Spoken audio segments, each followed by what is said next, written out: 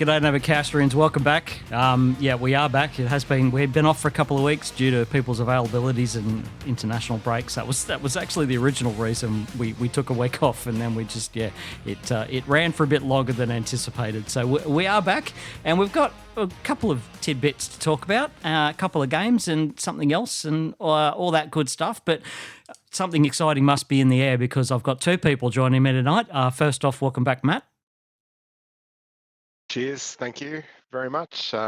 We've got a third wheel to the bicycle this week. Absolutely, and it's welcome back to Andy. Hello, Furns. It's great to be here with you. And clearly, we're just talking about you being on day shift tomorrow, and that's the most important thing that's happened in Newcastle in the last, 48 hours. Clearly not. Clearly not. But we'll get to all the good news after we talk about a few games that have taken place since we've been away. Yeah, I want Andy to elaborate on the decks drawn on the light rail corridor. People won't have heard what we were talking about before I pressed record, but if Andy feels like deep diving into this, let's by all means. I think it's almost the episode title, I think, and it can be sent out as a thumbnail. Yeah, episode title, C&B on the tramway. Yes, well, now that, Matt has clearly locked in on that someone has taken it upon themselves to draw a resemblance of the former, guess you could say, penis tower or whatever else, but they've basically drawn a large penis on the rail corridor that, standing in my office looking down on it, you think that doesn't quite look like paint. So you walk down and have a look at it to find out that it's actually been gurneyed into the concrete. So someone has put that much effort into it that they have, yes. No, not graffitied the corridor. If anything, they've slightly cleaned it, but just left the gap. They've just cleaned one very specific. That is Newcastle. Oh, that's. I don't think I've ever heard of that type of graffiti anywhere else. So we've got to get points for that. I don't know where we're at, but it's got to be points. I want to say that Guzman Gomez did it, or one of those kind of chain groups did it when they opened in Beaumont Street. And considering they're quite possibly the only chain group, it was probably them. But they, it's fairly common now. They get like a stencil and then obviously just gurney it so that section is really clean and then looks like it's been sprayed onto the concrete. But if council ever come along, it's like, we were just cleaning it. Well, surely that must have been a Jets fan. Well, surely that's from the KFC that's nearby. Look, possibly, but all I know is that today I got wicked wings for morning tea at work provided. So, lovely. Look, it's the greatest thing ever. I mean, hauling a gurney from Beaumont Street down to Honeysuckle is probably going to be a bit of a hike. But yeah, if you're in the vicinity and you hear this podcast, it's very unlikely. But you got any further information to add? Please feel free to drop us a line. Wait till the end of the podcast for all those contact details because we're going to dangle the carrot and all that sort of thing. But that's a great way to start an episode where we haven't been online for a couple of weeks. And we don't monetize this anyway. So now we're going to have to sort out talking one at a time. So Andy, go again. I said it's not like we monetize this anyway, so we can talk about all sorts of things, whatever we want. Absolutely. And Matt, I was saying it's the second most important thing that's happened on the Jets' radar in the last couple of weeks. I don't know. Those draws were pretty exciting, but we'll get into talking about that now. Obviously, the last game we talked about was a win over Sydney FC back in the end of March. Then we were off for a week for the Socceroos, and then we didn't come back. But there's been 3 games since we've been off. Was a loss. A loss against Macarthur 3-2, a draw against Adelaide, and then the final away trip of the season, the regular season, was a 2-2 draw away to Melbourne Victory. Matt, obviously, since we've been away, there's been a couple of ins and outs with various things going on with players getting injured and all that sort of thing. So there's been a little bit of disruption. Obviously, we had a long discussion a couple of months back about during that long run of picking the same players week in week out. And I think it was maybe the episode you weren't on it, Andy and I did, was when we were forced into making making changes to the starting 11 with player injury concerns and all that sort of thing. But it's been a little bit destabilising, I think, for performance and everything else. Just looking at obviously teams are going to be pushing their ass off at the end of the season to try and get up and qualify for finals, and also maybe working us out a little bit, or some of the players coming in haven't been playing week in, week out. We've been sort of forced to use more fringe players rather than like I said, the regular starting lineup. So, how have you seen the games that have taken place since we've been away from, cycling through a couple of different players and not necessarily being free flowing box office jets? In fact, one of my early shouts for an episode title was going to be box office to roller coaster. We possibly needed to change that hashtag around, but since that important thing happened, who cares? We're still box office. I Mate, I the think big thing the was that episode title should be "The Power of the Gurney," just quietly, but absolutely, mate. The big thing that happened was that teams started respecting us. We were box office jets because of the form that we'd sort of shown in the 5 weeks sort of prior, and then after we got those couple of 4-1 victories in a row, I don't think teams hadn't had an option other than to sort of respect the fact that they were going into a team that was going to score goals. Whole thing with rotating the squad that I think I spoke about maybe 6 or 8 weeks ago, and can't remember if I actually, I can't remember if I actually repeated the book's name, but there's a book out there called Legacy. It's a James Kerr book that was all about the All Blacks and the transformation that they took place, and they were like, you make the changes when you're on top. You don't wait until you start falling away. Yeah. And that's sort of what I was getting at in that sort of podcast, that I sort of felt like we're on top for that long that we should have been making changes to keep improving rather than just keep running that same sort of starting 11, which we did for 8 or 9 games in a row. And don't get me wrong, it wasn't because anyone was playing badly, but it's just because you have to keep improving. And it got to the point where we had to make changes, and there was probably a drop off in the squad because we were making changes at the wrong time. Like if you make changes on the back of 7 straight wins, whoever you bring in is going to be an absolute world beater. But if you make changes after a loss, it's almost like you're bringing in someone that's not as good as the person that they were replacing. So it's been interesting. It's part of it, I think, is because yes, teams are starting to respect us more, not necessarily figure us out, but respect us more and sit deeper. And part of it is probably just the wear and tear on the body, for a lot of these young guys, and it's something that comes up across the league, is that until you get to 23, 24, 25, like your body's probably not ready for the the toils of the in and out, match every day, getting over injury, still being able to train like A-League. And that probably seems like a bit of a cop out, given that the championship plays 2 or 3 times as many games. But until we can get the young guys used to the match fitness and the recovery and having the same sort of systems that they do over there, then it's going to be sort of tough on them. So we've got a good squad. It's just managing that squad, and we've got good fringe players which have been introduced maybe slightly after they should have. But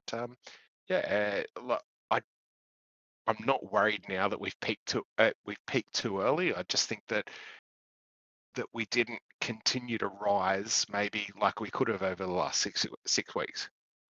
What about you, Andy? What are your thoughts?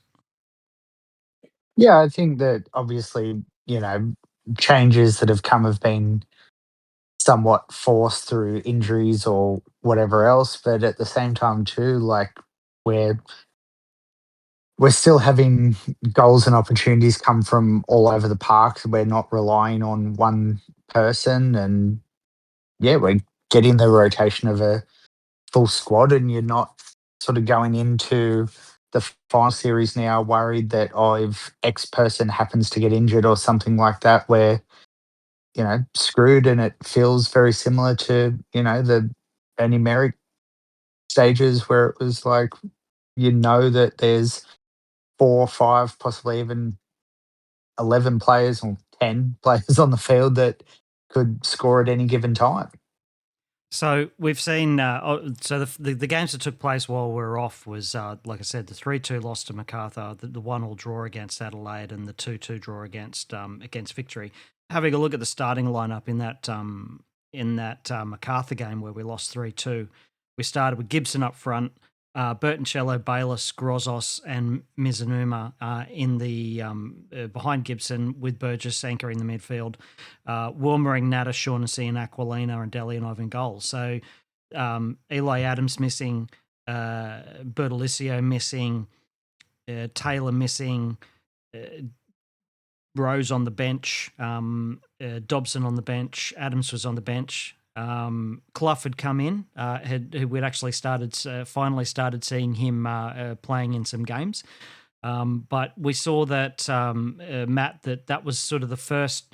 We did see a couple of changes in the Sydney FC game, but we did come out on top in that, which was good. But it's just basically these run of 3 games was a fair bit of, well, those 2 games at least. I think the game against Melbourne Victory was a lot closer to what we had actually been seeing during that run of fixtures. But just the game where we had a loss and a draw was just was a lot of the starting lineups looked a lot different. Oh, they did, and yeah, like they were different, but they weren't complete unknowns. Let's put it that way. Like when you're seeing Bertoncello come on, like and he's still he's 5th or 6th on the Golden Boot. Like I haven't looked it up sort of recently, but he's still right up there. So he's not a complete unknown. It was just a point, I guess, was that it would have been nice to sort of see him introduced to the starting lineup under a different circumstance. But you can't hold anything against the guys that have sort of come into the team. That's for sure. Yeah, well, I mean, if you take into account the last game this season, Bertoncello's got 7 goals, and that's a player that's barely started. So we are, and they did throw up a graphic with during the game, during the Melbourne Victory game, showing that we had about 8 players that have scored 4 or more goals. And that's basically everyone across the front, plus it also includes Battleado, who hasn't been seen in 4 months since he's injured himself. And like I said, Bertoncello, who's barely started the first couple of games and then has been on the bench, but coming on, huh? He's equal with Adams. Yeah. Like with Eli Adams, like which, given the mental disparity in game time, like, and maybe the disparity in the inverted commas quality of goals, like that's amazing that he's still like that high up the list. So Andy, a couple of good performances from some players in that stretch, but it's been interesting seeing Costa come back in, and has been seen to be preferred to a couple of the younger players that I think Cooper can maybe find himself unlucky that he's not been cited at all. I think maybe made a sub appearance in one of those games. We have seen Clough come on in the first 2 and then start in the third one. Dobson obviously was there, but has been out, unfortunately, with the concussion and everything going on with that. But has there been any sort of players that have stood out to you in that sort of run of games? I think for me, the biggest sort of standout has actually been our backline. Not so much with Grozos, as he's still, making errors that he probably shouldn't make at, the level that he's at. But you look at Bertolicio and Wilmering in particular, like they've got to be up there for the best left and right back in the league, I would argue. Yeah. With their ability to, get forward, get back, create opportunities. Wilmering's obviously scored, I think, 2 or 3 this year from that sort of position and whatnot. And Nada's also scored a few, which, is relatively unheard of. And a couple of seasons ago, we were all saying he was no good, let's get rid of him, all that sort of stuff.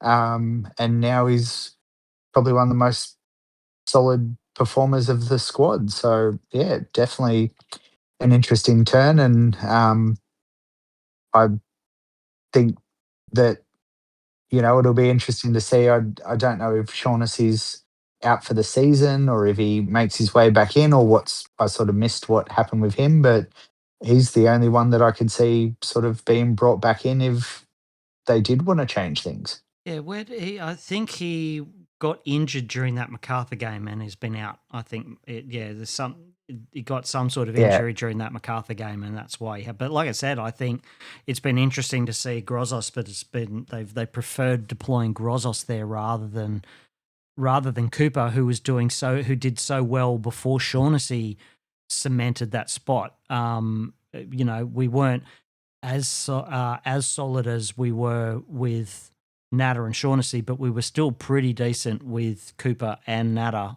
in the early part of the season. So I think Cooper was probably unlucky not to get back into the squad.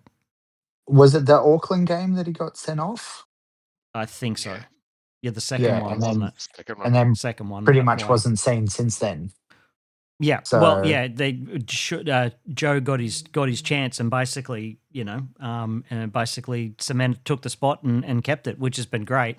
But, since he's been injured, it's been interesting to see, because I think there's two polarizing players, mainly on social media for people. And you sort of touched on the first one, Andy, which was good. So that sort of covered what I was going to talk about with Grozos. But I think he comes in for a lot of undue stick. Like, he does make a few occasional errors, but I think I counted 4 or 5 really crucial interceptions and interactions in that Melbourne Victory game where he was, stopping almost either a certain goal or a goal chance. There was a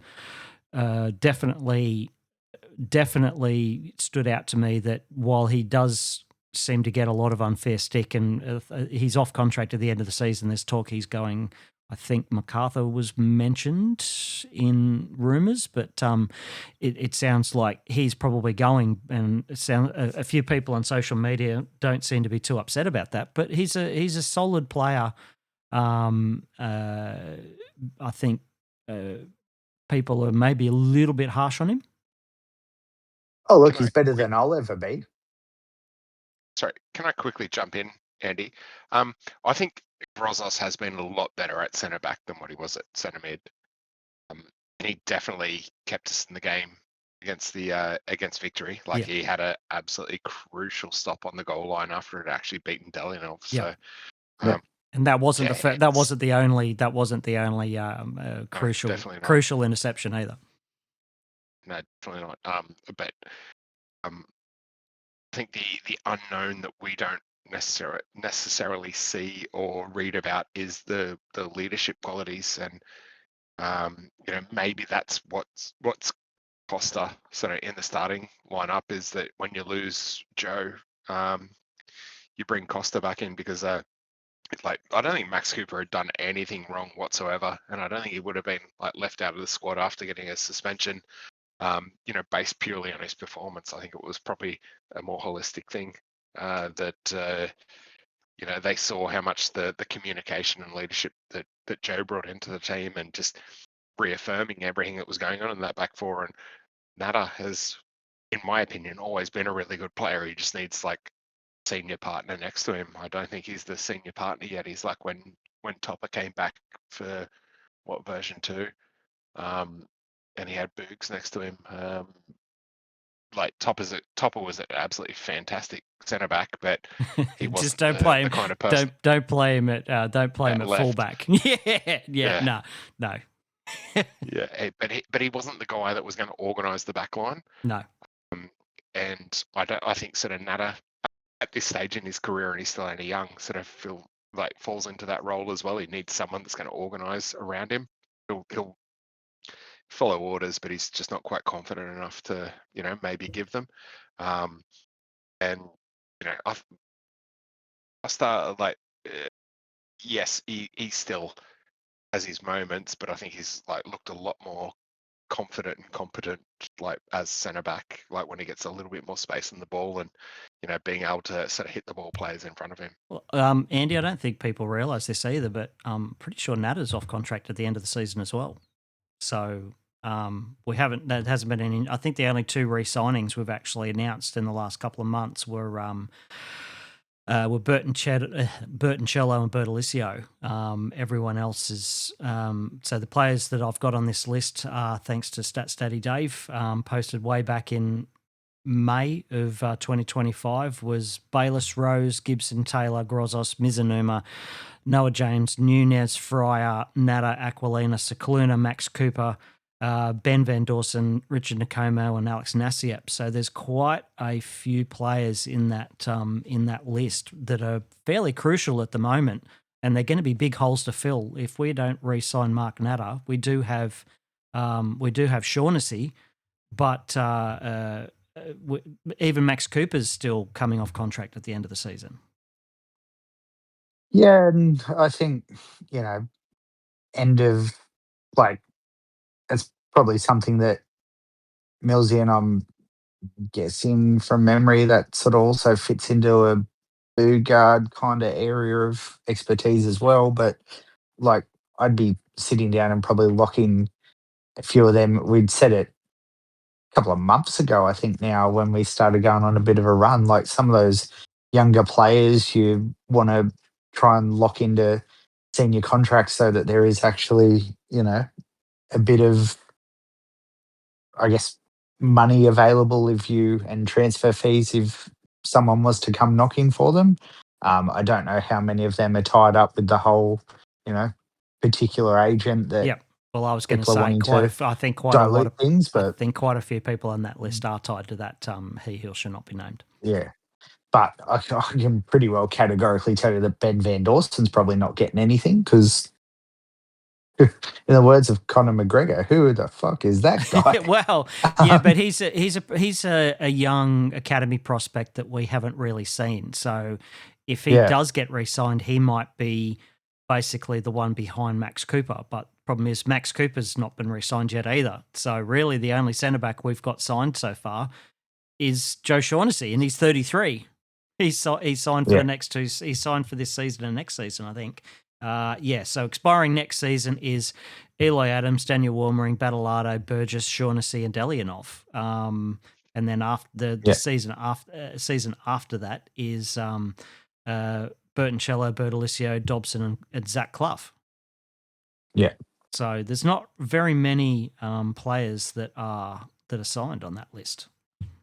There are obviously scholarships and all that sort of thing, and I'm pretty sure that. So I'm looking at this list here. So youth contracts are Nunez, Van Dorsen, Aru, De Bono.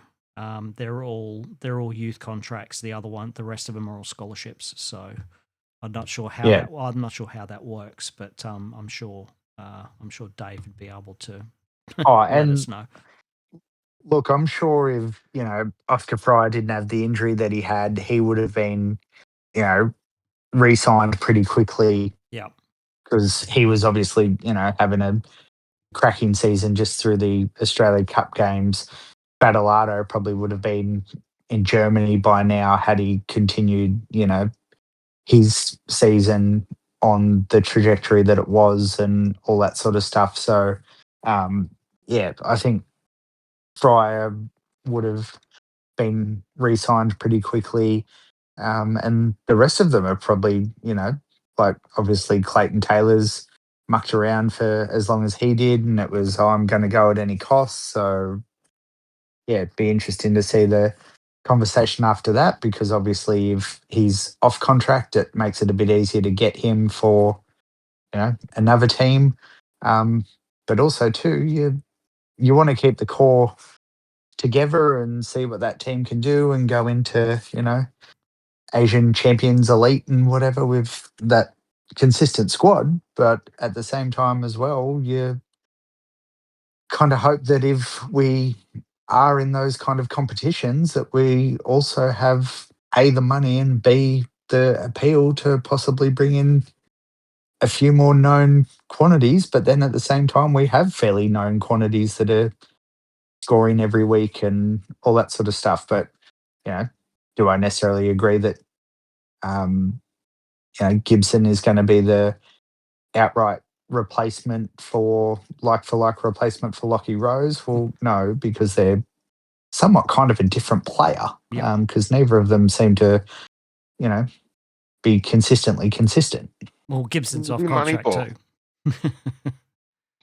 too. Sorry, Furns, to You're cut right. you off, but I think it'll be Moneyball. Like, I mean, you bring Bertolizio Bertoncello into the starting lineup, and you bring Gibson, and you've almost got a Lockie Rose. Like you Gibson's off actually probably got contract too. more goal. Yeah, I think Gibson's someone that we definitely need to hang on to. I think you can hold on to Gibson pretty easily. Yeah, or because he scored goals, but he hasn't necessarily got the exposure. Like, I think we are literally playing Moneyball at the moment with people that are under 23. Like it's worked sort of so far, and if we keep going for established names in the A League, you're gonna pay overs for them to the point where we're signing up Nick Fitzgerald for 400k a year or whatever we did. Yep. And no offense to the James guy, like James Donachie and all these players that we signed and never saw. Yeah, and we've got the youngest squad, we've got the most successful squad. That's got to give some confidence for anyone that's just come through an academy that they're going to get game time if they're good enough. And like my primary target would be hanging on to Milligan, and I think that's going to be the hardest thing that'll happen over the next sort of year or two. I think he'll stay for the Asian like elite, but if we don't have a good run in that, then you'd expect to lose Milligan, and then like who do we sign up next? Well, he's signed for, unless someone comes in for some sort of offers him a really big contract over in Asia somewhere, I think he'll stay, but he's only signed for 2 seasons, so this year and next year. So it's going to be interesting, but I think that's probably going to be a large discussion point from our end of season review that we can get into talking about. We've done our little deviation for the episode, so I'll bring it back to you. Sort of touched on Matt. So the two, not necessarily divisive, but players that. And I hesitate to use the word polarizing as well, because it's not that cut and dried. Grozos tends to spark a bit of debate around his performances, and Andy's talked about that. I was going to throw the Lockie Rose conundrum at you as well. A good player, but not necessarily massively prolific. Not in the realms of a Joel Griffiths or a Roy O'Donovan. Still a serve, and it's helpful that we've had other players across the park contributing with goals where he hasn't been, but it'd be nice for a striker to be able to score a few more goals than he actually has. Or do you not see him as divisive? I do, because most people love him and probably fall into the second category. And that's not I hate him. I think he's absolutely essential for this team, absolutely essential from a leadership perspective and from a work rate perspective. And I think he actually turned us around when, we were box office jets and were scoring, and it was 4-3 to, actually grinding out those like 2-1 victories and whatnot. He just probably shouldn't be striker. That's my only gripe, is that there's been chances that he's had that a true striker would have put away. We 100% need him to be in that front three though. And what's really tough is that when you've got Adams and Taylor, if they're both fit, like you can't drop either of them because they're brilliant. But you need Bayless and I would also argue that Clough, if he's fit, would probably be pretty much yeah, a player that you'd want to play as much as possible because they're oh, so they're going to be key, and you're going to be getting all of those players working in tandem around Lockie Rose, hopefully through the final series to hopefully maximise the goal return that way. 100%. Like I mean, like if you're not going to play Lockie Rose as striker, you've got to play him on one of the wings, which means you've got to drop either Adams or Taylor, which like I think Taylor's game is more suited to playing like a sort of 10/8 role than what Adams is. Like Adams probably needs to sort of stay high and wide. But then when you've got Clough and Bayless, and like Bayless has been like brilliant in the second half of the season. Like he has like come on leaps and bounds, like from where he was and like his performances early season or even Australia Cup to where he is now. Like he's undroppable. Yep.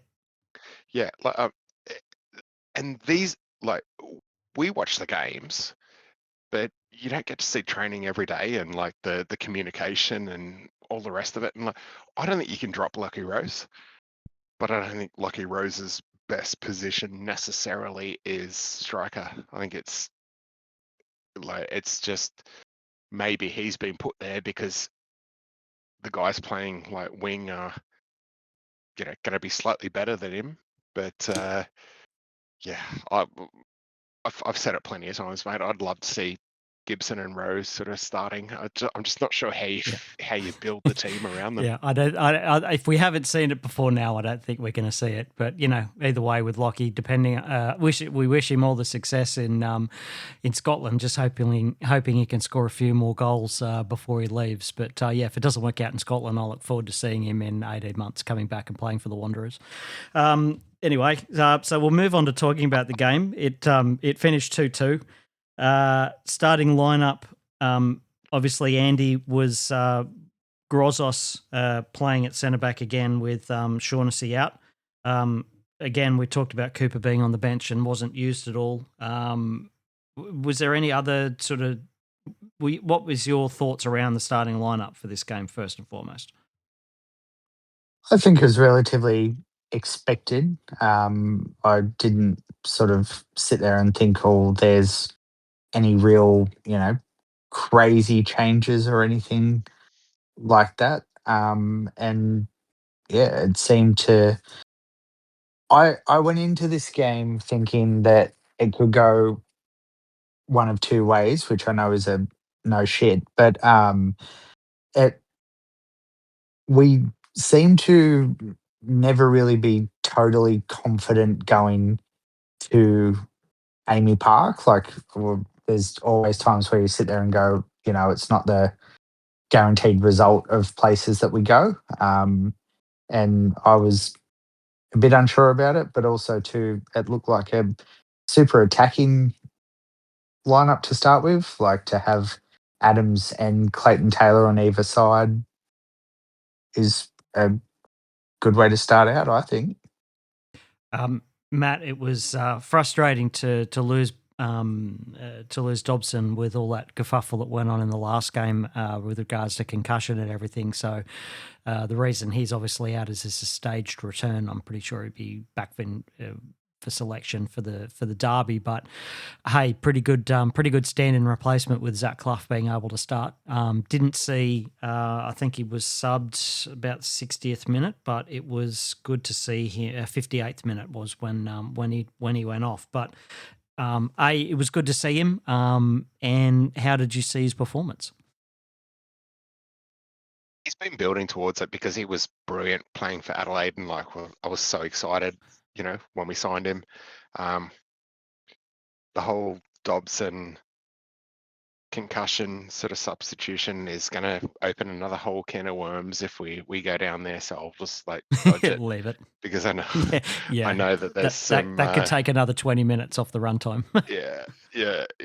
There's some people in the chat that vehemently disagree with how that was treated when he was playing, and I'm probably one of them. But yeah, like Clough was introduced, I think, at the right time. Like as far as when he actually had the fitness, and he's a quality player. Like, Oh yeah. you know, whether he should be taking free kicks or not, like, is another discussion. And I'm still of the opinion that Adams, if Adams is on the pitch, then he takes them over Clough every day of the week. But he's obviously, you know, through training and whatnot, been able to build up to the level of fitness that's required to sort of play in this system. And he's had you know, 3-4 cameo roles. So to sort of see him, you know, anchoring that midfield and, you know, giving Burgess a little bit more freedom, and giving Bayliss that sort of license to get forward, I think it's pretty exciting, actually, sort of running into, you know, into finals. Like, you know, we're no longer box office, we are like the safe box Jets. Like, you know, it's going to be tough for teams to, you know, score against us, but we're still going to score in the last 5 minutes of every half. Were we closer in this game, Andy, to box office than we were roller coaster from like the last couple of games? We definitely made improvements, but I don't think it was the, you know, well, as the scoreline suggested, we had to grind it out and obviously get the result. It wasn't the, you know, smash and grab that we've seen of other games throughout the season. Yeah, fair enough. Righto. So look, I think on that, I think they actually started a lot stronger than we did. I think it took us about 10 to 15 minutes to get into the game, Andy. Yeah, they sort of seemed to come out and want it pretty well straight away. And it, as you said, took us a little bit of time to build up to it. But then once we got there, it was definitely an entertaining game. And I think goes to show that, you know, you can never actually write off Melbourne Victory. Like they're one of the bigger, if not the biggest clubs in the league for a reason. So, yeah, definitely one to watch and make sure that, you know, we're taking them seriously because we always seem to end up in big games against them. Yeah, which is frustrating, Matt. Did you see? You saw the same. It took us a while to get into the game, and the goal certainly helped. Man, it was a cracker as well. I thought that the fact that Matter wasn't playing was like such a blessing for us that it's not funny. They created plenty of opportunities, but and I think they probably had more shots on target and more possession, which kind of expect, you know, playing away from home the way that we've been playing over the last couple of weeks, like with a slightly more, I'm not going to say pessimistic, but maybe more pragmatic sort of attitude to the game. Yeah, absolutely cracking goal though by Eli. Oh, absolutely. And I'm trying to get this bloody Paramount to work on my tablet, and it's not cooperating. So I don't know what's going on there. I'm just going to try and reload it just to because there was a few. It'd be interesting to see what the highlights that they selected for the highlight package are. But I'm just trying to get in there and actually have a look at it. So if you think I'm rambling, I'm sort of trying to fill time while I get back into the highlight package. I have a spinning wheel of death, and the screen goes blank and doesn't show me anything. So, righto. Paramount Plus strikes again. It was working fine on my TV before. I don't know why the app's not working on my tablet, but we're just going to go through what I can pull up on the FOTMob app with regards to what happened and when. So, like we said, Eli Adams scored, and I did watch the game back recently, but was hoping to have the highlights there to watch, so I didn't commit it to memory. But from what I remember, it was a lovely sweeping move, and Adams, Andy just basically rocketed it into the net. Yeah, it was definitely a goal that shows that, you know, he is a quality player. And I think this was one of those, I don't remember too much about the circumstances of why or how Eli Adams finished up there, I'll be honest, in his time in Victory, but he definitely seemed to be out to prove a point to them that he has gone on and done better things. I think it was after the penalty, he was, gesturing to their active support and everything. So, yeah, definitely, Those of them that definitely the are goals that we know he's got. those I'll- members of active support that aren't actively protesting. Yeah. I'll just add in though, Max Burgess in the lead up to this goal was absolutely brilliant. Like as far as winning the ball back, he literally beat two people on halfway and then played a 30-meter slide rule pass to Adams, who was like on the shoulder of the last defender. Yep. And then just blasted it in from about 25 meters. Like, and did his, trademark, shivers, ice cold kind of celebration. Like, mate, we're going to lose him. Yeah. Like, I'm 99% sure at the end of the season. But he has been brilliant, and how Max Burgess hasn't been like in a Socceroos squad over Ocon Exler is just beyond me. Like he's the best number 6 in the competition at the moment. I think that Max, the only way Max gets into that Socceroos squad at the end of the season is if he gets the Change his name. No, well, yeah, it copies him. But no, unless he puts in a man of the match performance in the grand final, I think that's the only thing that that's going to sway Popovich. I think even then it's too late. You reckon? Crazy. He's going for. I mean, I can sort of understand it because he's going for youth, but why wouldn't you just pick the player It's that's a World Cup. Yeah, I know. Why wouldn't you pick the player that's in form? But also, too, he's not that old. 31. It's a World Cup. 30. What is he? 31. You play the best. You play the best player that you've got in that position. He's probably not going to start, but he is like absolutely up there. I'm not disagreeing with you at all. Absolutely not. So I take it by that, Matt, you've actually got the highlights package up.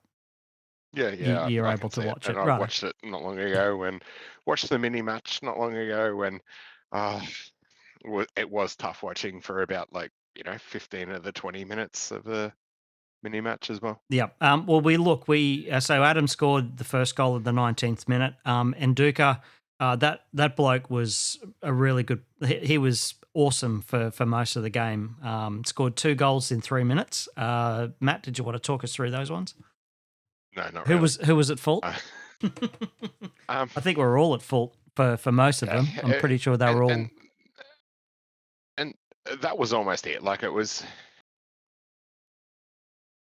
I think it came down to a communication thing again in the back line, like which, you can't point to any individual, but it's more they lack that strong leader as far as get out, come back, this is the point, etc. We would have never played an offside trap, I don't think, if Joe Shaughnessy wasn't on the pitch. You need one person that everyone is 100% convinced that they're going to believe in and just do everything that they say, and we just don't have that at the moment.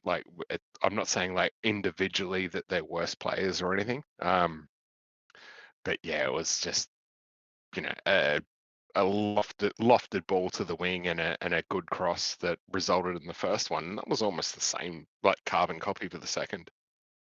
Yeah. I'm looking at the halftime stats, and Andy, and the possession was pretty close, 47 to 53, but most of the top stats was in Melbourne Victory's favour. XG was 1.48 versus 0.47. Total shots was 9 to 4.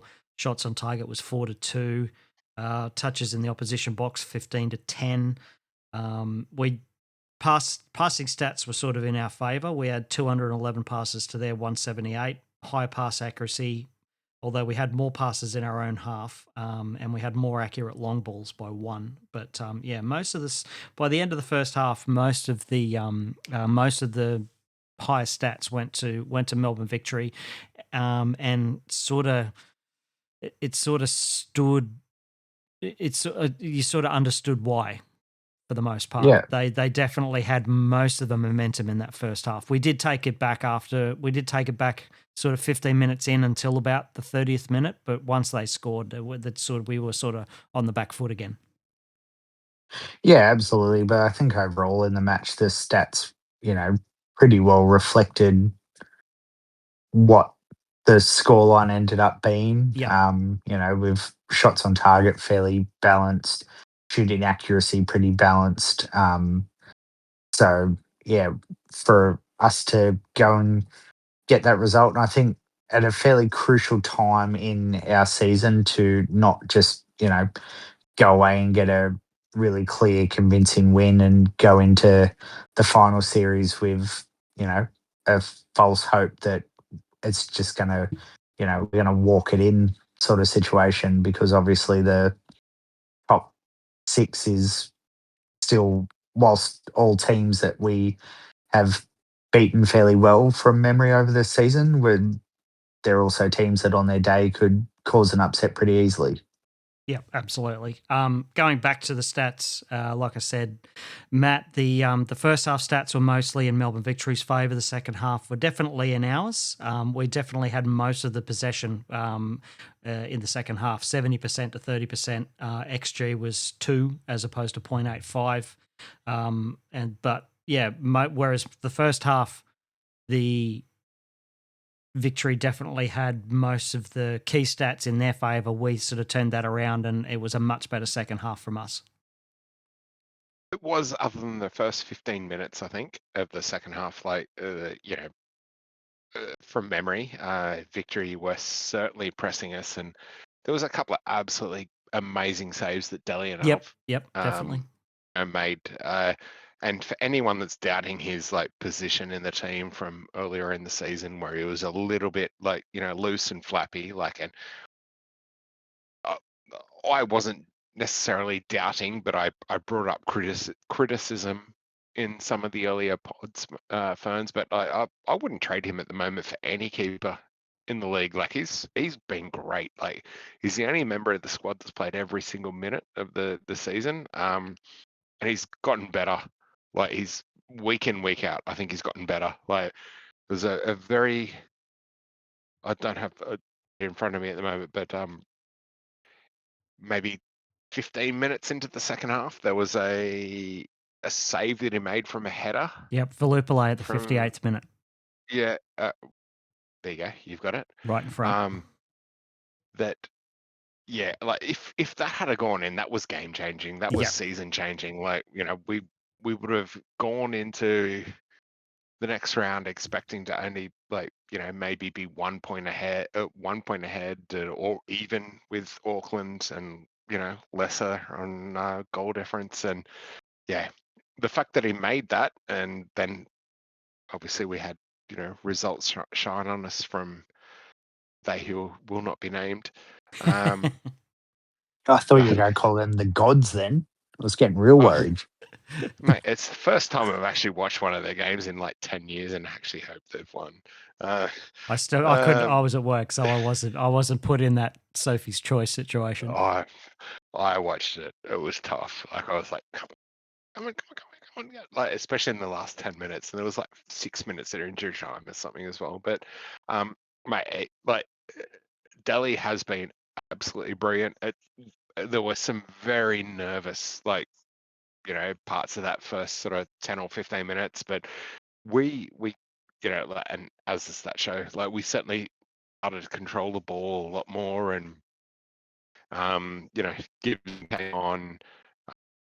We were moving it a lot faster. There was a lot less, I don't know, trepidation, I guess, in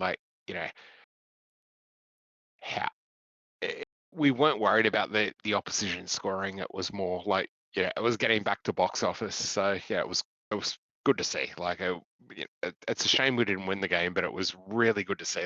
Playing against Victory, who were probably one of the form teams in the competition. And going down there, it was awesome second half. Yep. We'll skim through the rest of it pretty quick. Andy, I was heartened to see Juan Mata sitting in the stands. Obviously, he had his, I think was it an elbow injury or surgery or something that he had? But chipped his elbow. They were a lot less. They missed him a lot less than I thought they would. I thought he was a big reason for their turnaround, but I thought him not being there would have affected them a lot more than they did. But they've got so many really good players, and they brought a bunch in January as well, and obviously that Nduka bloke was one of them. But yeah, they definitely got their confidence back. And look, I don't like them at all, but it was heartening to see an ex-Jet assistant coach leading them and actually riding out the storm because there were calls for him to go before Christmas. Like the knives were out for him from their supporters, but the club stuck with him, and they've recovered, and they've done really well, and they're peaking at the right time. Yeah, and it's also on the one matter thing. Like it's, arguably one of the bigger players to, come to the league. And obviously the Jets B team in Western Sydney didn't work out for him. And then, for him to actually find a place where he kind of fits in Melbourne with Victory and what have you, I think is really exciting for the league. It is a shame for him that he missed out on this game, but for us, it obviously meant that they didn't have him. But yeah, hopefully he can recover from, fracturing his elbow. I didn't see how he did that and obviously fell on it, but it just amazes me that you can do that in a football match. But anyway, Yeah. And yeah, I think the one thing with Victory that we'll always see is that you can never underestimate that they are, as I said before, they are a big club and they will actually come back in things. But I think even, obviously Millsy spent majority of his career there and whatnot, so it was probably quite a bit on the line, and we knew that we needed a result out of this game. Yeah, we were very lucky that Nduka bloke didn't score a hat trick because he was very close to scoring a hat trick in his third goal in the 73rd minute, which we were able to repel. So subs was 56th minute, Bertoncello on, Clough went off. 69th minute, the usual Rose Gibson swap, and in the 80th minute, Taylor went off. And it was interesting that Nunes came on. I thought that was an interesting call from Millsy, but yeah, I thought maybe we'd change something else around, but that was what he went with, and it paid off because in the 86th minute, Matt, we had the penalty nailed on, scored on, and was on Bayliss. I think it was Esposito was the player that fouled him, but yeah, there was no way. They don't even think they hinted at VAR looking at it because it was always going to be given, and Eli stepped up and scored a double and converted his second for the night. I know what else I can say after that lead in. That's exactly what happened. That is exactly 100% what happened. Bayliss has probably been our, best player if you're looking at the last half a dozen games. Yeah, a good assist from Adams. Very, very cool. He should have done the ice cold sort of celebration after that rather than the first one. It would have made more sense. He brought it out that game. Yeah, what else do you say? There was a very good opportunity for Gibson not long before that, I think, where with sort of sliding in where across the face. Their keeper sort of saved it, but probably one of their best moves has been benching Jack Duncan. Don't want to bench too many ex-Jets, but I mean, what else can you say? LJD. And just to finish off, Andy, we were so close to scoring the winner. I think it was we had 5 minutes worth of injury time. I think in the second or third minute of injury time, Bertoncello got the ball and rattled the crossbar. It was so close to going in. It would have been like scenes if that had happened. Yeah, but clearly we were set up to take a different approach into, relying on the people that we never thought we would have to rely on in order to, get the result. We're almost there. We're almost about to talk about it. Player of the match, Andy? Has to be Eli Adams. Yeah, I think so as well. Matt, any change from that? It's tough not to pick him, but I'm almost going to say Lockie Bayliss. I think that guy gets through a mountain, week in, week out. So if you both are going to say Adams, which is probably my first pick. I'm going to say, Lockie Bayliss, just Which you can. Yeah, because I absolutely. can, and because I think he deserves the mention. Righto. So I'm looking at Fot Mob to see who their player of the match was. Eli Adams, 8.9 player rating. So, that pretty much stands up. So that left us 4 points ahead of Auckland, with them having at the time 2 games to play, and that left everybody watching through gritted teeth to mash up 2 phrases that pretty much describes the entire situation. Watching Central Coast travel over the ditch to Auckland on Sunday to see if they'd do a favour for us, and a meme-worthy victory it was. Andy, I was on night shift, but I woke up just after full time. I didn't want to wake up to watch the game. There was no way in hell that was going to happen. But I woke up to some very happy news, and my social media was awash. Yeah, and the thing is that obviously it just come together for the Mariners to, like, I didn't see the whole game. I saw parts of it where it seemed to be, just everything working for them on the day, and they managed to get the result. And I think at the end of the day, it says a lot for them that end of the day, they're a professional sporting outfit. They're not going to just, win or draw because of what happens with someone else, but for them to, finish their season and, still have the last game of the season against us to actually look forward to, a good game where it doesn't cost anything for us if we don't win it, which we will. That'll be fine, but it just sets up for a good little run in, I think. Well, it was Matt. It was quite an unexpected result, mainly due to the fact that Central Coast, with everything that's gone on this season, I think the news came out that week that Warren Moon wouldn't be staying on as coach after the end of the season. They was already confirmed they didn't have enough points for finals, so I don't know how it happened, but yeah, they put the performance in and gritted their teeth and got us the win. Or got their win that benefited us. Absolutely loved it. Like, it's the first time in 10 years that I've watched a Central Coast game and actually hope they won.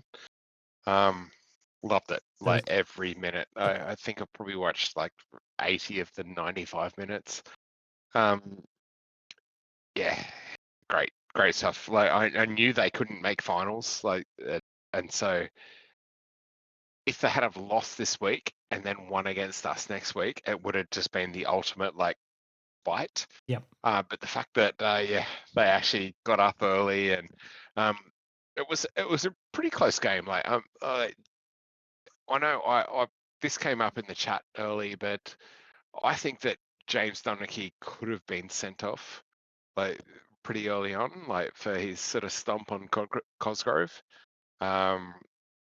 Pete said it wasn't a stomp, it was like a bit of a tickle, but yeah, I've definitely seen them. And after 11 minutes or however long it was, it was definitely before the first goal. If he had been sent, then I think it would have been a completely different game. The fact that it was in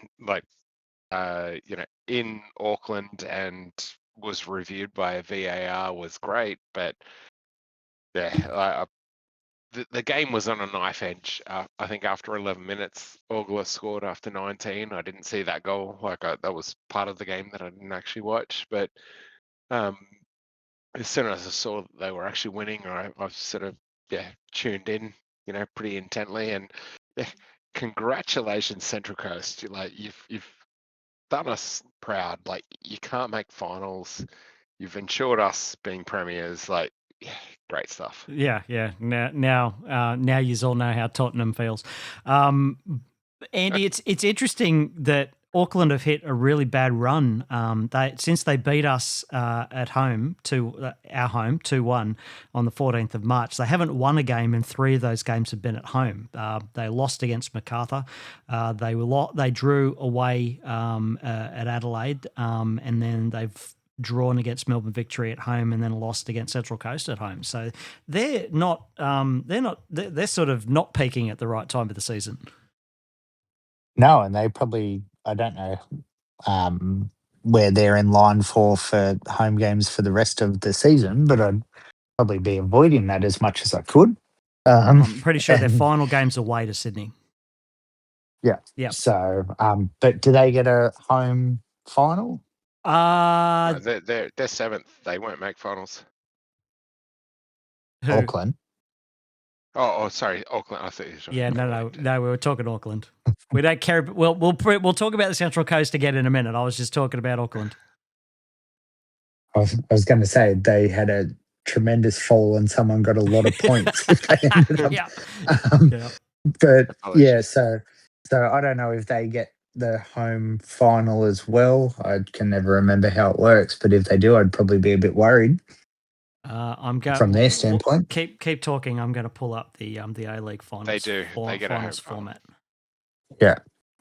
So, yeah. So clearly, results aren't sort of going their way when they play at home, and seems to storm and whatever else there all the time. So, but I think you look at, as I said before, you look at the top 6 going in, it's going to make for a pretty interesting final series. Yeah, definitely. So the way it works is 3 plays 6 and 4th plays 5th in an elimination, and then the winner of those two come up against us and Auckland in 2-legged semi-finals, and I think the second leg is at home for us. I think that's the way it works. So yeah, it'll be. So we get to play the lowest ranked winner of the elimination finals. So has it always been a 2-leg thing? For the semi-finals, yeah, right. So yeah, so so yeah, we play away first, and then we play at home. I don't know if that's actually good for us. Hey, like I'd rather play Sydney or Melbourne City than Adelaide or Victory. Yeah. Yep. Well, who knows? Oh yeah, Adelaide away is never great. Well, yeah, because we've passed trauma. That's the only reason we don't want to go. Well, look, I mean, yeah, I probably should have a look and see what our season record is playing home and away, but I don't know if I can pull that stat up. Yeah. I just like looking at the teams. Like Adelaide are explosive. We're better away from home. We've picked up 26 points away from home, and 19 points at home. So we actually want to play away. We've had 8 wins, 2 draws, and 3 losses away from home, whereas at home we've had 6 wins, 1 draw, and 5 losses. Although a lot of those losses were earlier in the season, plus that one against Auckland. So, yeah. But hey, moving on to that happier news, that meant we won the Premier's Plate. We are the Premiers for 25-26. Yay us. And yeah, like I posted before I went First to work. time. Well, yeah, absolutely. So that means we've won all 3 trophies. We just need to add an Asian Champions League to that list, because we can't let the Wanderers be the only one team in Australia that's won an Asian. Well, we can't let the. Do we count the ACL2 as an Asian trophy? No. I suppose we have to. That's still more silver trophy. Has anyone won the domestic? Has anyone won the domestic treble? No one has won the domestic treble yet. I thought the Mariners as far did. as straight no, they won an Asian. Yeah, they've never won the Australia Cup. No one's won the domestic treble. Yeah, so no one's won. Yeah, so yeah, so they've never won the Australia Cup, so they've not won. Yeah, they've not won all the home trophies in a single season. Well, like I said, they've never won the Australia Cup. So yeah, I'm pretty sure we're only the fourth or fifth team that's won it. I think who usually wins it? It's usually bloody Sydney Victory or City or Adelaide. I think are it's the teams that have won it. yeah, I'd say it's been City and Adelaide more often than not. Yeah, yeah. We usually end up going out in the first round to bloody Perth. That's usually the way it works. Yeah. In edgy. So yeah, Matt, give us your thoughts. Premier's Plate, a fantastic reward for a great run of games that's basically given us that trophy over the course of the season, and we've been able to maintain. And you and I have been talking about this the most, and we talked about it early on in the season. Like it's going to take Millsy. It's going to show us the mettle of Millsy to turn around the inconsistent form we had at the beginning of the season. Because were we bottom at one point? Yeah, we were in November, start of November, halfway through November, we were bottom, and we had a really tough run of games. And I actually said that I thought we would struggle, like with the next sort of 5 or 6 matches, and we won against Auckland away. I think that was He the turnaround. completely proved me wrong, just like all my picks on, on our Jetstream picking contest. Like he proved me wrong. You'd have won if you'd have been picking the Jets every week. I know. Yeah, I just couldn't. I literally couldn't. As soon as I stopped picking them, we started winning. So yeah, whatever. It's like thoughts of Millsy has been his management and leadership are like a step above, anything else that we've seen in the last 6 or 7 years.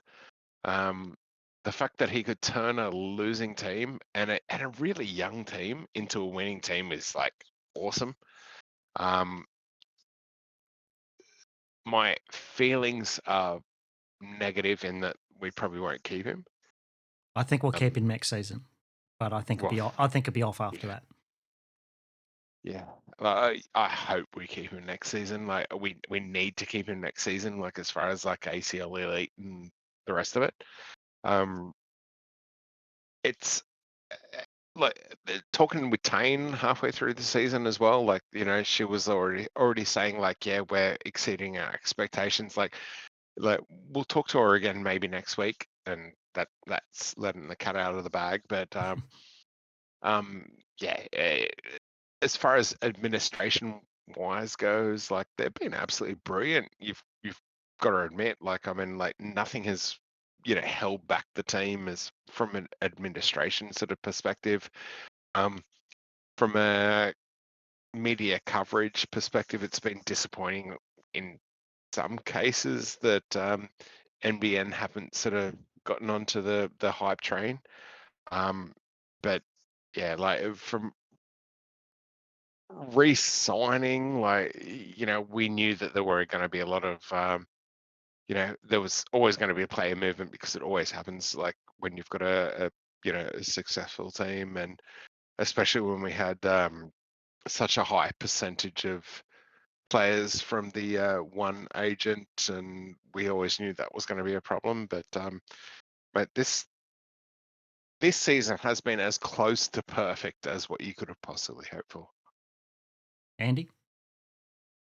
Yeah, I agree with everything that Matt has said. And one thing I will just say, which is slightly, side note, but picking up on what Matt had said,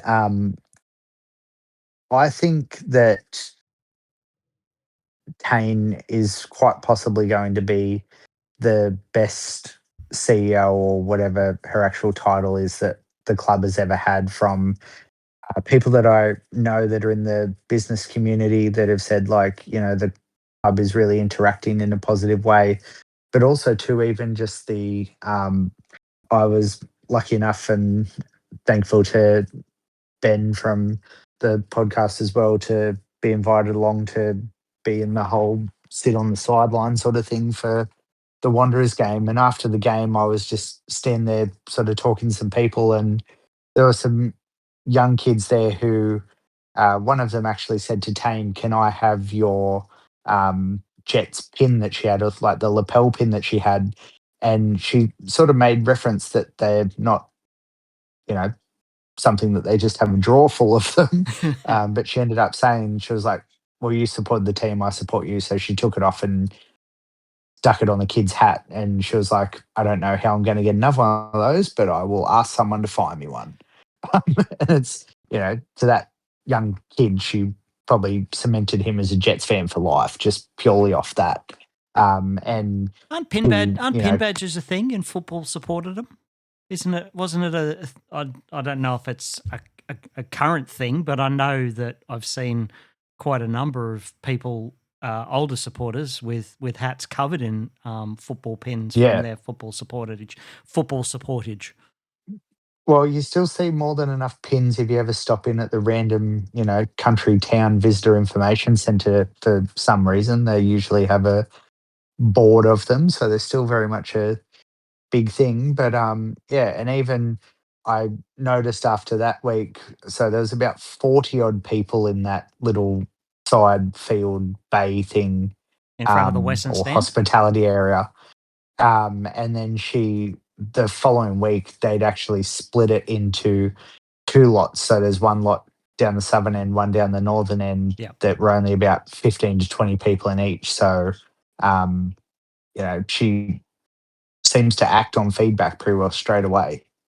So that's massive. And sucks that the stadium's not going to be at, its full capacity for the home semi-final. And it was confirmed during the week that if we do make it and qualify first and whatnot, that they're very much open to the grand final being in Newcastle again. But again, it'll be with that slightly reduced capacity due to the roof of the stadium allegedly not being the most structurally sound. It's safety works. So I'm pretty sure they've closed off the top tier of the Eastern Grandstand, which takes about 4,000 seats. So instead of 33, I think being the official capacity, it's like 29 or something like that. So, I mean, maybe they might be able to pack a few extra thousand on the hill. We'll all be standing shoulder to shoulder, but who knows? But yeah, absolutely.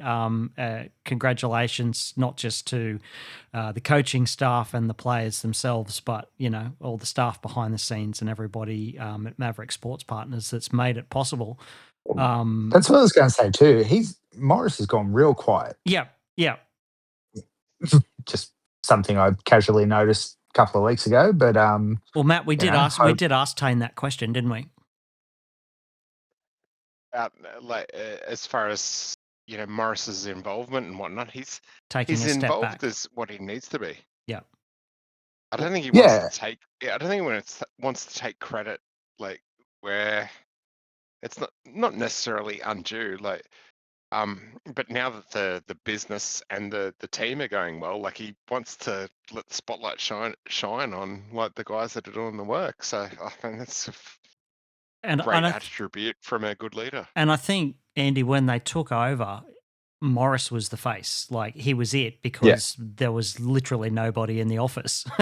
But I think we've sort of seen, and I've had a lot of the early discussions with Morris about what the plans were, and he's pretty much followed through on everything that was putting people in place that were the right fit, and they would spend the money where they needed to make sure the team would be successful. And they've done that. They've brought in a director of football.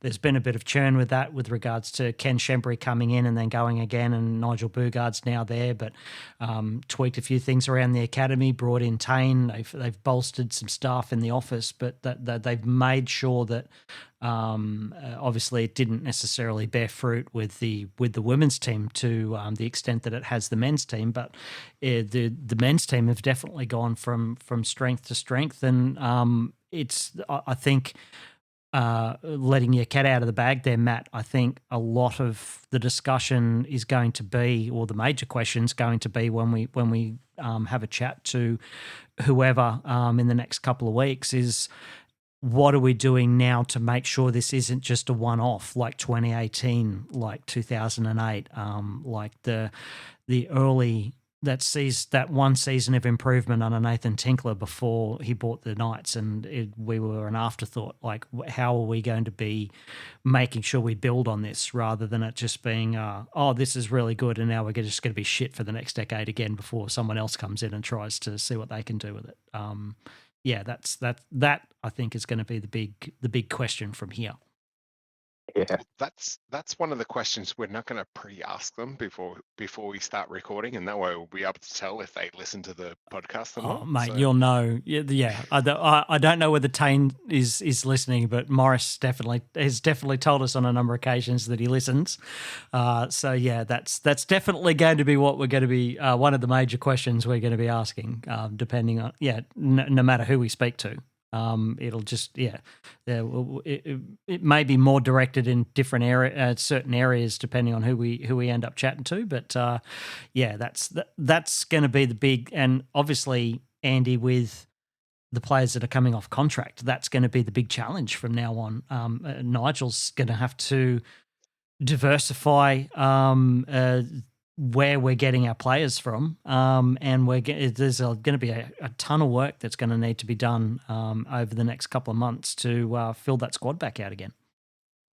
Yeah, and I know it's, business, and that's what, agents are paid to do and whatever else. And I know having a young squad, they probably also don't have sort of the power to necessarily go and say, well, look, I don't need you, agent that shall not be named and whatnot. But it'd be good to, even just see a few players go, well, look,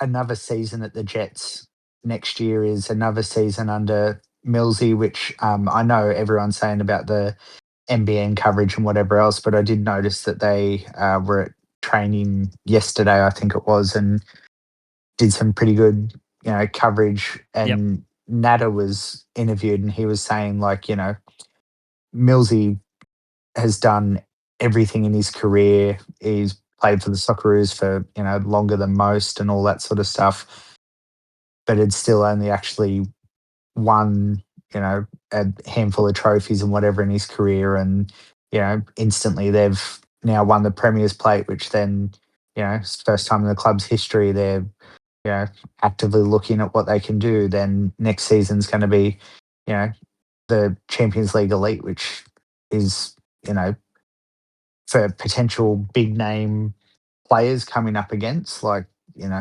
kind of the biggest of the big in that league. So, opportunities to do some pretty cool shit. If you're a 16, 17-year-old, why wouldn't you stay at the Jets for another season, even if it means you've got to get a new agent? Matt himself is a form of agent. I'm sure he will represent any of the Jets players that you want.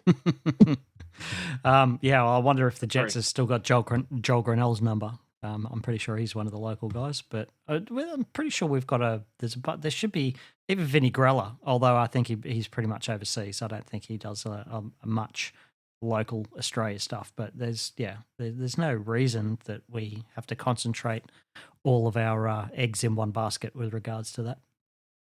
Yeah.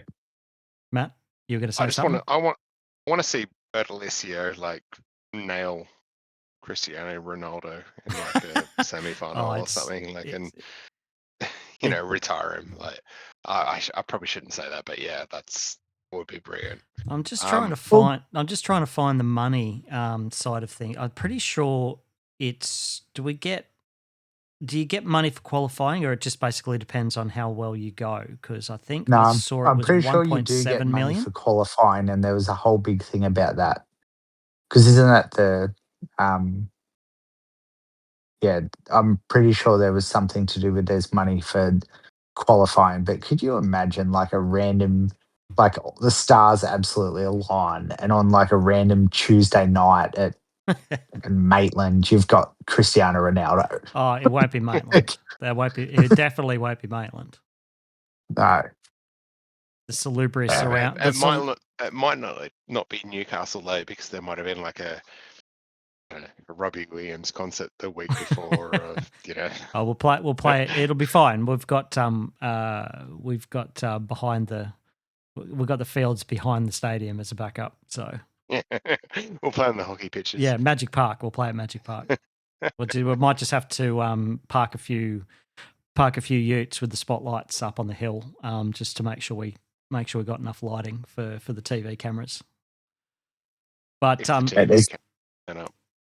You and I both know, Furns, there's no shortage of lighting tower hire companies in Singleton and Muswellbrook. I'm sure we'll be fine. Oh, absolutely. I have quite a number of. I'm sure my site will be able to miss about 30 lighting towers for the night. They don't need it. It'll be fine. Yeah, they're in maintenance. You'll even have a sickie, Furns. They'll help. Oh, mate. I've already told them if we make the grand final, I'm not going to be in. So yeah, fingers crossed that happens. But I try not to say that because I didn't want to jinx it. I'm sort of playing Matt's game when it comes to finals. But look, that like I said, that result gave the Jets the Premier's plate. Qualifies us for the finals for the first time since 2018 and qualifies us for Asian Champions League Elite. I did notice that it was confirmed while we were off that Heidelberg is the preferred team to be able to qualify for that spot for ACL2. However, it's going to come down to whether they meet the eligibility criteria that AFC sets out for qualifying for playing in the competition. I think it's got to do with making sure they've got a stadium and corporate facilities and all that sort of thing. So if they can get that sorted out, the FA have said that that's the team that's going to be officially qualified for our spot that we now don't need because we're in the ACL Elite. But if it doesn't go to them, it will depend on who finishes third in the regular season, which is currently Adelaide United, but could also be Sydney FC or Melbourne City. So who knows? Just to finish off so the table leading into this weekend, one round of fixtures remaining. Sees the Jets on top on an unassailable lead, 45 points. Auckland FC second on 41. Adelaide 1 point behind on 40. Sydney FC 38. Melbourne City 38. Melbourne Victory 37. And then all the way back is Wellington Phoenix 33. Central Coast 32. Macarthur 31. Perth Glory 28, Brisbane Roar 26, and Western Sydney, both their men's and women's teams both got the spoon for this year. They finished on 21 points. So did anyone see how the club championship table ended up? Did we end up winning that as well? I know we were close, but I'm not sure that we actually won it. Yeah, because I think it was between us and City or something? Because it's the men's and the women's points combined. It was between us and City. Yeah. Let me just see if I can find that. This is going to be a lot of dead air. Remember when we said 45 minutes and you're like, there's no way we're doing that? Yeah. Well, we haven't even talked about the derby yet. It's the biggest game of the season. It doesn't matter. Like, seriously, this is the best thing about it. It doesn't. Does it? No. Like, I mean, the only thing that matters is like they're the only team we haven't beat this year. But the rest of it doesn't matter. Like, we could run out the under 18s, and I wouldn't care. Our team are the under 18s. Almost. Well, under 23s anyway. I don't know if a derby always matters, Andy, in my book. So I will be disappointed. Said it doesn't matter. If we don't win, I will be disappointed, even though it doesn't matter, because it matters to me. Yeah. What matters more? I'll ask you both this question. If bragging rights and Adams and Taylor both get injured next week, playing in a dead rubber, would that matter more than actually winning the game? 100%. Them getting injured, yeah, that'll definitely matters more than the game. If they were out for a month, what a monster are you? We won the game, but they were out for a month. They both got injured in that game. Like, would you have preferred they didn't play that game or we won the game? Well, I would have preferred that you didn't put that out in the universe, but here we are. That would. So, I'm saying it doesn't matter. Like no, as much, and this is it. I actually watched the Central Coast game, and I supported them, and I feel fucking terrible about it. But for the first time in at least 10 years, I was yeah, actually and going that's for why some Central bad Coast. shit's now going to happen. Oh no, I won't, because I'm still gonna Well, Central Coast on the weekend with our tipping, which is why I'm last in the comp. But well, look, what would you do? What would you do with regards to the starting lineup, Matt? In that case, if it doesn't matter, are you picking the same team, or are you basically Are you benching everybody and playing the academy? no, I'm not playing the academy, but I'm every fringe player. Like I think Buttoncello needs to start. I think Gibson needs to start. I think that Cooper needs to start because they need minutes in their legs, because you never know when there's going to be an injury, and it doesn't matter. Like, do you want us to win the grand final, or do you want us to win the derby? Like, I'm about the grand final. I'm sorry, guys. Like, as much as it would hurt for us not to beat the Central Coast, then Can we beat the Central Coast in the grand final again? That would be nice. they are they can't even make the grand final. So who cares? I Like know. they are literally the only team this year that we haven't beaten. But I would sacrifice that to win the grand final. If there's any niggles at all, you just put them on the bench. Like, imagine if Burgess got injured. I couldn't cop that. Like, it's a non-game. Like, and we've got another week after it. Like, I wouldn't want people to not to be match fit in 3 weeks' time, but I don't want anyone that is important at all to an injury. So I don't care. Like, I want us to win the game, but I don't care. Like, I don't want any injuries. That's my answer. Well, just for shits and giggles, Andy, what's your starting lineup then? For the game, Yeah. well, I think we're gonna see I think the starting lineup will be pretty much the lineup that we had for the last game. Yeah, I agree. But if what Matt says carries weight with Millsy, and you want to rest a couple of the players, the problem's good. The problem if the finals for us started the following week, I would understand. I would understand wholesale changes to avoid injuries and to give the players a little bit of a break. The problem is going to be any player, unless you're on the bench, and there's only a certain number of spots, and if you're swapping out a whole bunch of players for this game, some of those players are going to be off for 2 weeks, and that's going to fuck around with their momentum and their match fitness. So, would that be counterproductive in the long run? And these players are going to be not up to speed in 2 weeks if they're given a rest in this game. Yeah, I'd agree with that. The only real change I could see is maybe the whole Gibson Rose swap to try and just see what actually happens there. But then also too, if Dobson's coming back in, do you give him a go in a more sort of central striker role? I'd play him. Yeah. Yeah. Well, okay. So to preempt what you're probably going to say, I would probably be playing Noah James in goals. give him a run for this game. Grozos and Cooper.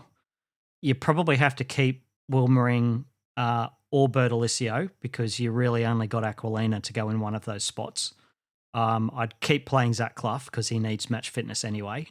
And then you're looking at players like Nunes, Cicluna, Cota, Bertoncello. It's just a question of whether you reach down into your bag of tricks and bring out Van Dawson and a couple of other players to play. Richard Nakomo. I don't know. I think he's still pedaling on that rehab bicycle. But yeah, how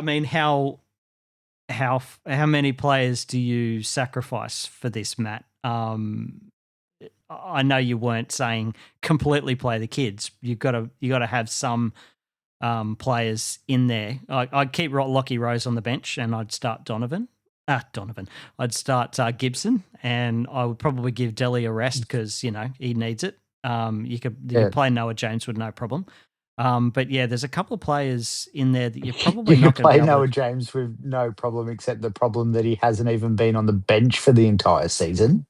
Well, he's not still injured, is he? I would play surely he's Delhi. back. Like, I would 100% play Delhi just so he can maintain his record of playing every minute in this season. I think with Delhi, you need the confidence as well. And the communication. I think you have to play Cooper. If Shaughnessy isn't back, then I think you have to play Cooper just to give him a little bit of fitness, because what if there's an injury in like a fortnight's time and you've got to bring him on? You have to play Bert Alicio just to give him another start, and especially against against Mariners. It might be a dead rubber, but it's not a dead rubber to the fans, and the players will know that as well. You have to play Gibson, and I would play Rose as well. So I would give Adams and Taylor the week off, as much as I think they've been our two best players all season. When they've played, I'd give them both the week off, because it doesn't really matter. Play Rose on one wing, Bert Alicio on the other. I'd love a 4-4-2 or a 4-2-4. That'd be great. Yeah, I would as well, but we're not going to make wholesale changes, I don't think. I agree. You have to play Clough. He's just getting into fitness. I kind of remember the rest of them that you've listed, but Daniel McBrain, Nunez Nunez and Cicluna are interesting ones, because I think that they're both on the cusp of Aquilina. The first team.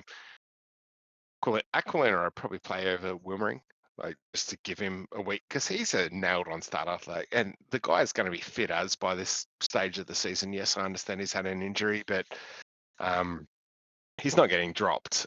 He's 100% playing as soon as it comes to semis, but you just need someone else there as a backup.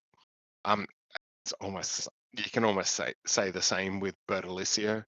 But yeah, if I had to have one of the two fullbacks fit, I would pick Wilmering at this stage. So I'd drop Wilmering, play Aquilina if I had to. It's a juggling act. You don't want to necessarily lose the game, but you're also trying to tell the team you don't care if you do. You give the young guys that have, maybe, and you've got to play Dobson. You have to play Dobson in this last game. He's come back from concussion. It's a derby. It will probably mean more to him than anyone else that's come into the team in the last sort of year or two, just because it is the derby. I'm not opposed to changes. I want us to win, desperately want us to win, but I don't want us to get injuries. I think that's higher on the list than winning the game. So we've played them 69 times. There's been 20 Jets wins, 29 Mariners wins, and 20 draws. In Newcastle, we played 31 matches. There's been 11 wins each and 9 draws. So it's finally poised. Andy, will this be our biggest crowd of the season? And if it isn't, there's something wrong. It will be another, and fit. It won't be. Will we get over 20? Can we get over 20,000? Will we get over 20,000? No, we will get 18,262. Okay, so it will be our biggest crowd of the season, but it won't be. It won't be our biggest crowd of the season. What was our biggest crowd? Oh, the regular season.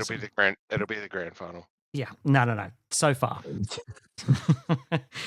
looking at Central Coast, in their last 5, they've had 1 win, 2 draws, and 2 losses. Their lineup in their last game, if anyone's interested, Blair in goals, Laval, Eames, Mantell, Donnell, Orgler, Moragus, Tapp, Donachie, Rue, and Redmayne. So, sorry, Blair was up front, not in goal. I read that the wrong way around. How's going to Europe working out for Moragas, hey? Oh, Not yeah, well. Well, how's it gone for... He got done like a dinner last week as well. He was terrible. He was like... Do you feel sorry for Sujana, who left halfway during the season to go and get a wooden spoon? Nah. Yep. Well, anyway, so yeah, Murray just left to get trophies. Although, having said that, did he join after they stopped winning, or did he join when they won trophies? No, they started winning. They stopped winning? Yeah. Okay, righto. He's also somehow managed to win more core samples from the F3, so in that time. So if we do win this, do we end up with that trophy, or does that stay in the Central Coast? Okay. No, we end up. It's on a game by game basis. I'm pretty sure. Is it? You get it for until the next game. Okay. It's not silver. It's not a toilet seat. Righto.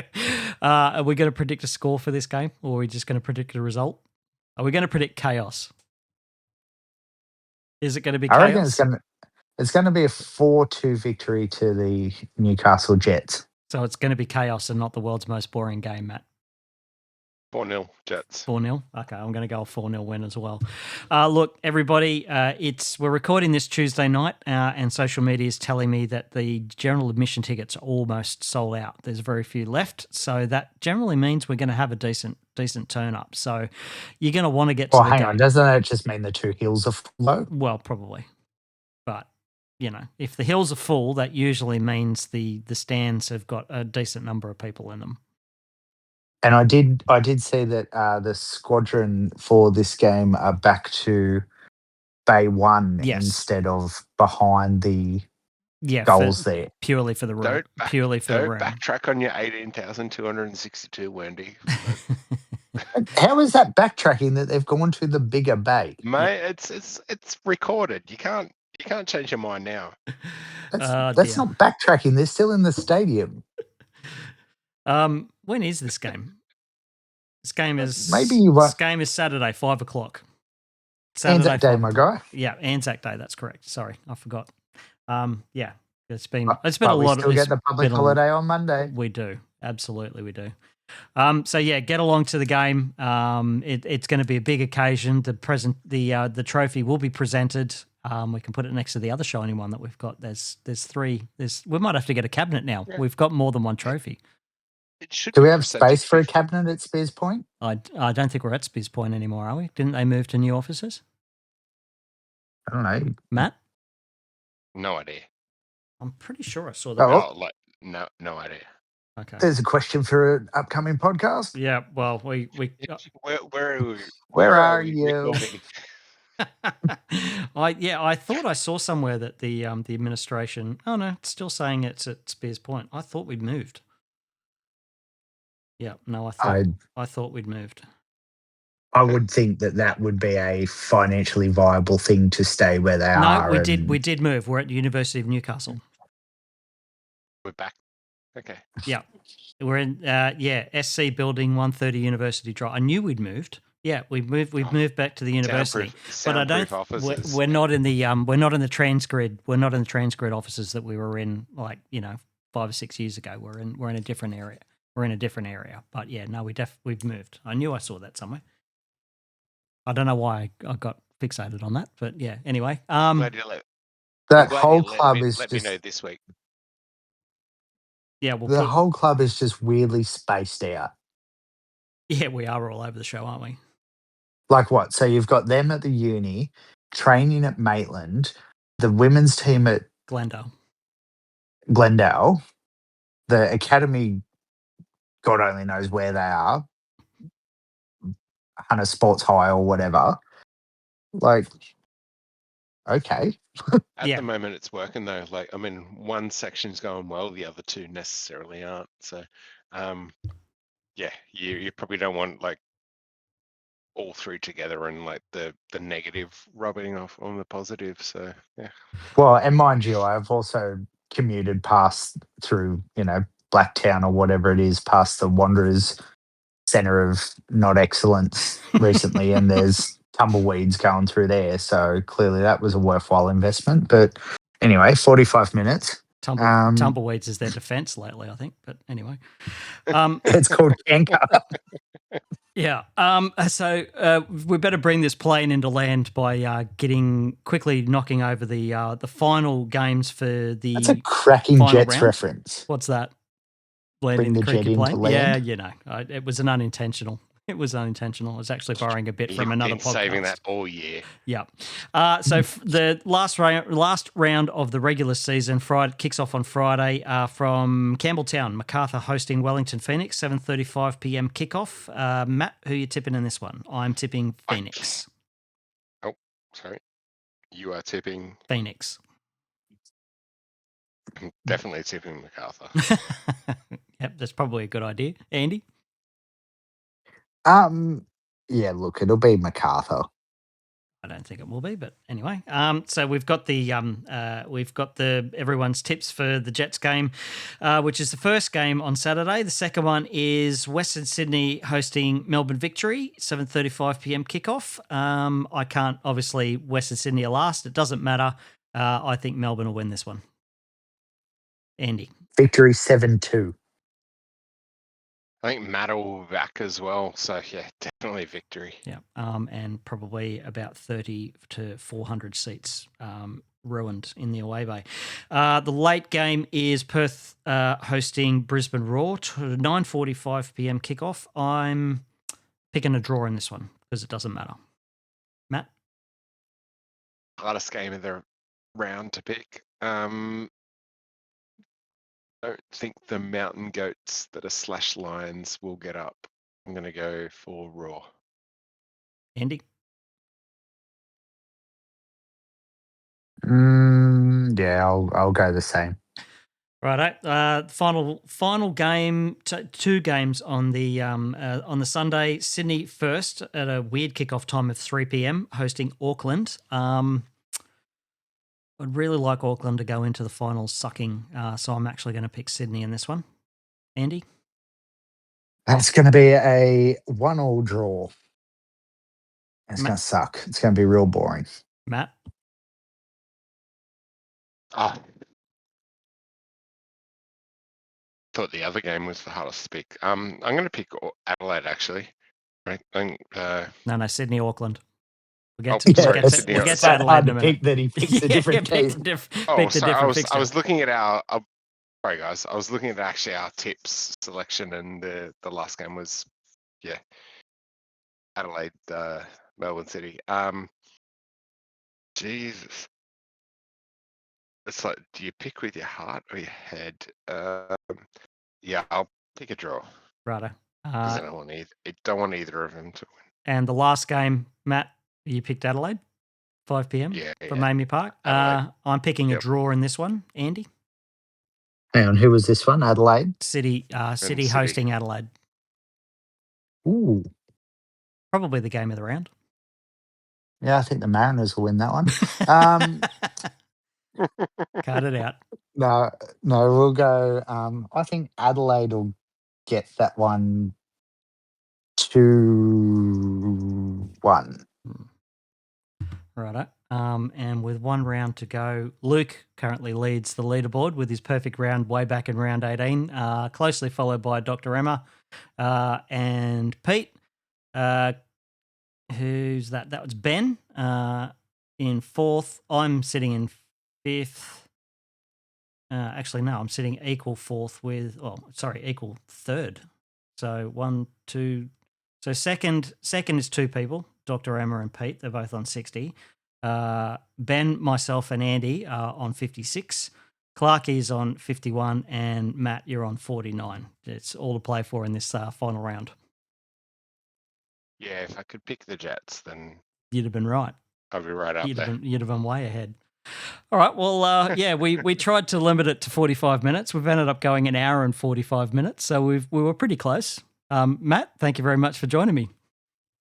I appreciate it, Furns, and good to talk to you again, Andy. Yes, always here. Not. No, well, mate, Andy, thank you also for jumping on to give us I'm nearly said the wrong thing, to give us 3 people on this episode, which is great. And hopefully next week we will be back to talk about a lovely win and no injuries to speak of. Knock on wood. Yes. Knock on wood. Guys, thanks very much. Appreciate it. If you want to subscribe or check out any of the podcast content, get along to newcastlefootball.net. It's running a lot better than it has been, but all the stuff that I've been promising to do since, I think, October, haven't been able to do because of various other things, so it's probably going to be an off-season project. When I didn't really want to put the website down for a couple of days to fix everything up while there's a modicum of interest spike in it with the team doing really well. So I think I might just let sleeping dogs lie until the end of the season and then look to fix everything in the off season. But yeah, if you're having any problems, get in contact with me, info@newcastlefootball.net. But if you want to contact the podcast, if you got any feedback, podcast@newcastlefootball.net, or we are on all the socials at Jetstream Newy on Facebook, Twitter, Instagram, Blue Sky, Threads, and YouTube. Until next time, vamos el Jerkos. Go the Jets. Come on, you Jets. Thanks for the plate. Yeah. Thanks for the plate, Central Coast.